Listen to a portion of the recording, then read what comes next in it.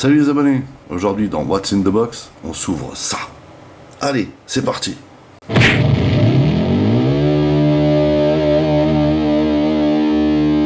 Salut les abonnés, ça fait super plaisir de vous retrouver. Bienvenue dans une session What's in the Box consacrée aujourd'hui à ça. Alors, qu'est-ce que c'est que ça? Il s'agit d'un modèle réduit en métal d'avion, en l'occurrence le F-14. Ça a toujours été mon zinc préféré, pardon. Et en fait, j'ai trouvé ça sur Temu, pour pas cher d'ailleurs, je sais plus combien, une quinzaine d'euros, un truc comme ça. Et ça m'a rappelé les zincs en métal qu'on avait quand on était gosse, enfin en tout cas moi quand j'étais gosse.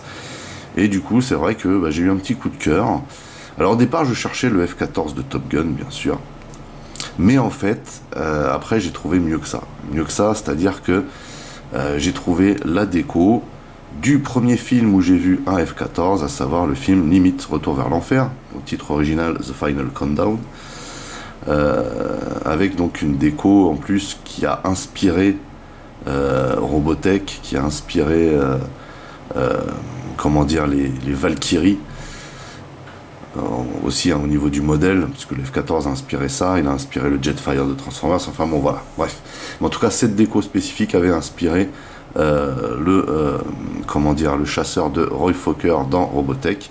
Donc on va déballer ça, parce qu'en fait, c'est vendu dans cette boîte cartonnée, mais par contre, c'est bien la boîte du truc, vous voyez, échelle 1 centième, échelle authentique, modèle en métal, produit de première qualité. Voilà, après les précautions. Et ici, vous voyez qu'on a une espèce de laïus enfin, un petit historique de cet avion de chasse. Voilà. Bon, je vais pas le lire, parce que déjà on n'a pas le temps, et puis bon, je sais pas si ça va intéresser tout le monde. On va s'ouvrir la boîte immédiatement.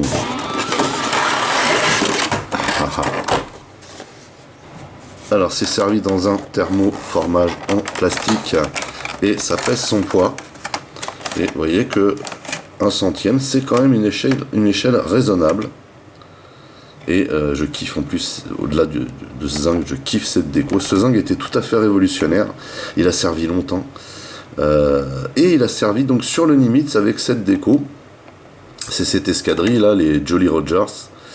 Une escadrille qui a fait 1955-1995, une escadrille déjà avec un bon historique, et elle a servi sur le Nimitz, cette escadrille, entre 77 et 80 si je me trompe pas, et elle est reconnaissable grâce à ce fameux aileron noir et jaune avec la tête de mort, et ça, voilà, hein, on sait ensuite qui a repris ça.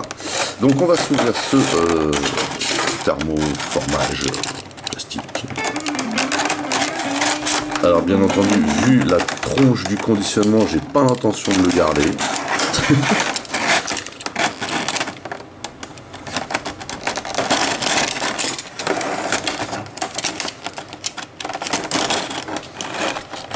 Vous devez vous dire, mais en ce moment, là, depuis qu'il fait plus les Transformers, il nous montre tout et n'importe quoi, mais en fait, dites-vous bien que je me fais plaisir. Hein.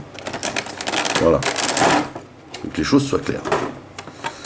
Alors, on a donc un socle. Voilà, F-14A Tomcat, la VF 84 Jolly Rogers. Voilà, et donc j'imagine qu'on vient mettre ça comme ceci. Voilà. Donc on a un petit socle bien sympatoche, et bien sûr on a la bébête. Et la bébête est très très jolie, c'est un très beau modèle. Très très bien réalisé. Donc c'est en métal, hein, ça fait aucun doute. Je crois que le cockpit s'ouvre. S'ouvre-t-il? Ne s'ouvre-t-il pas? Je ne vais pas tenter le diable. Donc on a des parties plastiques bien sûr dessus qui ont été collées, rajoutées, puisqu'il s'agit ici d'un modèle réduit. On voit ici une superbe déco, on voit ici les casques des pilotes, numéroté 201. Dans Nimitz, ceux qu'on voit, ils sont numérotés 202, 203, je crois, un truc comme ça. Le mold est superbe, hein, vous voyez. Alors là, bien sûr, les ailerons qui fonctionnent. Après, ça reste un modèle, hein. Mais ça fonctionne, vous voyez. Donc là c'est de super déco. Jolly Rogers. On a bien sûr les ailes à géométrie variable. Quel zinc quand même. Quel zinc de fou. Vraiment. Une dinguerie.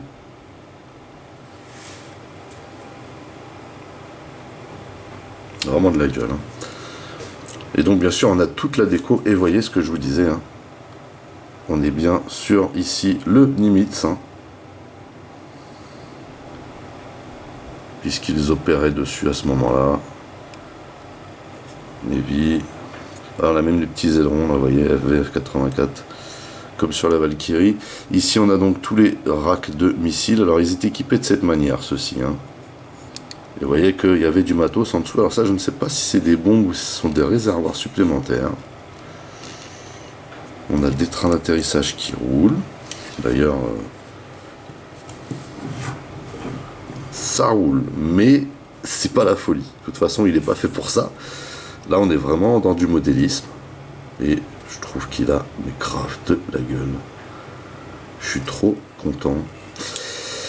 Et par contre, il faut faire attention parce que si la structure elle est en métal, il y a beaucoup de pièces qui sont en plastique et le poids du métal peut vous faire défaut. Par exemple, vous voyez, vous avez le crochet ici pour l'appontage.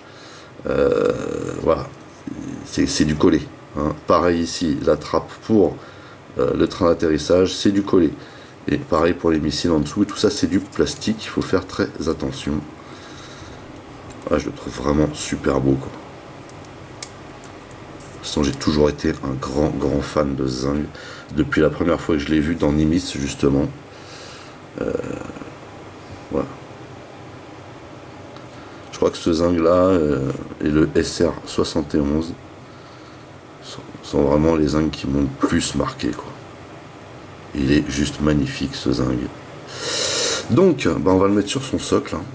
Si vous pouvez éviter de faire des bêtises en plus.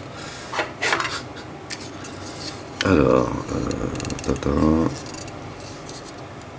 alors il serait comme ceci. Non, peut-être pas, plutôt comme ceci.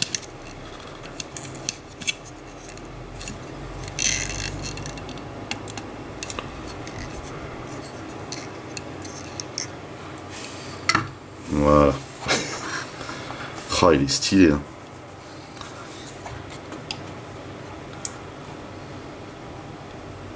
Ah, il est vraiment très joli, très bien foutu. On sent qu'il y a de la qualité. C'est de la qualité modélisme, hein. Ça fait aucun doute. Et on peut déployer les ailes. Voilà, classe. Et donc ouais, donc je l'ai eu sur Temu, mais vraiment pour pas cher, parce que voilà la qualité qu'on a là à l'arrivée. Et j'ai vu qu'il y avait plein d'autres modèles, hein, type F16, F18. Il y a le SR71 justement au 1 centième. Ils sont pas tous à la même échelle, donc faut être vigilant. Et il y a aussi hein, cette version du F14, mais en espèce de maquette en plastique, qui est tout de suite beaucoup moins bien faite. Hein. Donc faut être vigilant, faut bien regarder s'il est bien en métal. Vous voyez que franchement il claque. Voilà, bah écoutez, c'est terminé. J'étais très content de partager ça avec vous. J'espère que cette session What's in the Box vous a plu. N'oubliez pas d'aller rendre visite à mes partenaires dont le lien figure dans le descriptif de la vidéo. N'oubliez pas également que vous pouvez lâcher des commentaires. Merci de liker, merci de partager. Pour les nouveaux, n'oubliez surtout pas de vous abonner, c'est très important. Vous pouvez également checker toutes mes autres revues et playlists et pourquoi pas ma playlist What's in the Box. En attendant, je vous donne rendez-vous à très vite. Portez-vous bien et à la prochaine. Allez, bye bye.